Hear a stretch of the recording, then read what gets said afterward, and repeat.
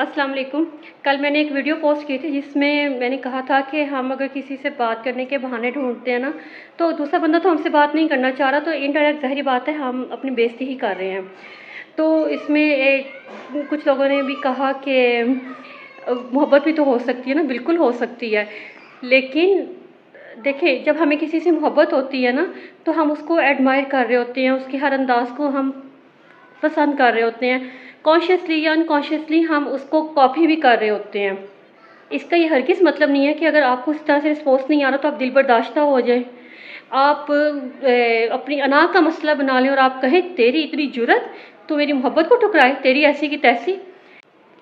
और ना ही आपकी कोई तुक बनती है कि आप उसकी ज़िंदगी में बार-बार मुदाखलत करें। जितनी आप मुदाखलत करेंगे वो इंसान उतनी ही आपसे नफ़रत करेगा। और क्या आपकी मोहब्बत आपको गवारा करेगी कि आप जिसे पसंद करते हैं वो उसके नज़दीक आपकी इज़्ज़त दो कौड़ी की भी नहीं है। किसी की मोहब्बत में ना खुद को सँवारते हैं, अपनी पर्सनैलिटी को इम्प्रूव करते हैं, ना कि बिल्कुल ही उस कारपेट की तरह उसके कदमों में बिछ जाते हैं। जितना आप अपने आप को गिराएँगे, दूसरा बंदा उतना रियलाइज़ करेगा, अच्छा किया, मेरा फ़ैसला बिल्कुल ठीक था, चीपस्टर है, इसको मुँह नहीं लगाना। तो मेरा तो ये पॉइंट ऑफ व्यू है।